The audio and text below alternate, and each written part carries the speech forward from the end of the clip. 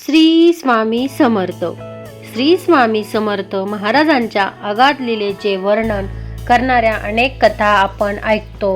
आज आपण स्वामींच्या चरित्रातील एक अत्यंत सुंदर, मार्गदर्शक आणि फारशी न ऐकलेली, नवे पण जाणून देणारी एक सुंदर बोधकथा पाहूया.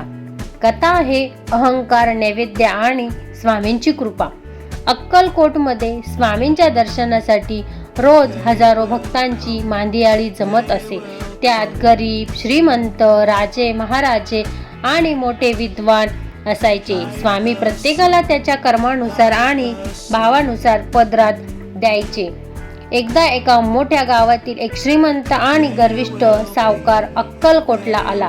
त्याला आपल्या श्रीमंतीचा आणि समाजात असलेल्या प्रतिष्ठेचा मोठा अभिमान होता. स्वामींच्या दरबारात जाताना त्याने विचार केला, मी इतका श्रीमंत आहे, मी स्वामींना काहीतरी असे अर्पण करेन जे आजवर कोणी केले नसेल. त्याने अतिशय महागडे सोन्याच्या वरखाने मडवलेले 56 भोग तयार करून घेतले. एका मोठ्या चांदीच्या ताटात ते सजवून मागे 4-5 नौकर घेऊन तो मोठ्या ऐटीत स्वामींच्या मठात प्रवेश करत आला. मठातील दृश्य. सावकार मठात पोहोचला तेव्हा स्वामी एका झाडाखाली बसले होते.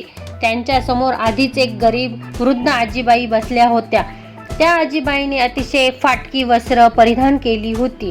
त्यांनी अत्यंत प्रेमाने आणि श्रद्धेने घरातून आणलेला एक साधी सुकी ज्वारीची भाकर आणि कांदा स्वामींसमोर ठेवला होता. स्वामी मोठ्या आनंदाने त्या आजीबाईंच्या हातातील भाकरीचा तुकडा मोडून खात होते आणि कौतुकाने हसत होते. हे पाहून सावकाराला थोडे नवल वाटले आणि मनात कुठेतरी अहंकार जागा झाला. तो पुढे सरसावला आणि म्हणाला, स्वामी समर्थ महाराज की जय. बाबा, मी आपल्यासाठी हे 56 भोग आणि स्वर्ण मुद्रा आणल्या आहेत. कृपा करून याचा स्वीकार करावा. स्वामींची लीला आणि बोध. स्वामींनी सावकाराकडे एक तीक्ष्ण नजर टाकली. ते त्या 56 भोगाकडे न पाहता तसेच बसून राहिले. सावकाराने पुन्हा विनंती केली तेव्हा स्वामी गंभीर आवाजात म्हणाले, अरे वा, 56 भोगात मला फक्त तुझा अहंकार आणि मोठेपणा दिसतोय. यात तुझा भाव कुठे आहे? मला पक्वान्नाची भूक नाही, मला भक्ताच्या प्रेमाची भूक आहे. स्वामींचे हे शब्द ऐकून सावकार सुन्न झाला.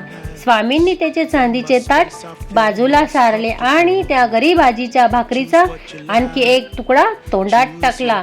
स्वामी पुढे म्हणाले, या माऊलीने स्वतः उपाशी राहून अत्यंत प्रेमाने माझ्यासाठी ही भाकरी आणली आहे.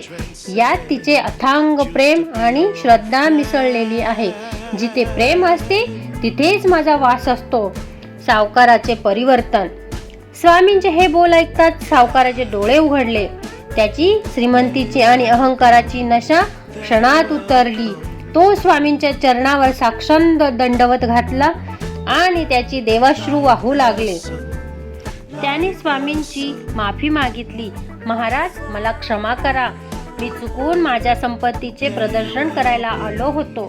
मला खऱ्या भक्तीचा मार्ग दाखवा. स्वामींनी हसून सावकाराच्या पाठीवर हात ठेवला आणि म्हणाले, उठ.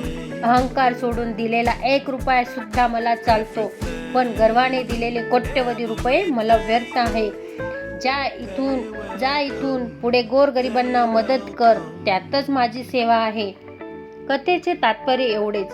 श्री स्वामी समर्थांना बाह्य देखावा, संपत्ती किंवा मोठेपणा कधीच मानवत नाही. ते फक्त निर्मळ भाव आणि भक्तीचे भुकेले आहेत. आपण स्वामींना जे काही अर्पण करू ते अहमपणा सोडून पूर्ण श्रद्धेने अर्पण केले पाहिजे. श्री स्वामी समर्थ. जय जय स्वामी समर्थ.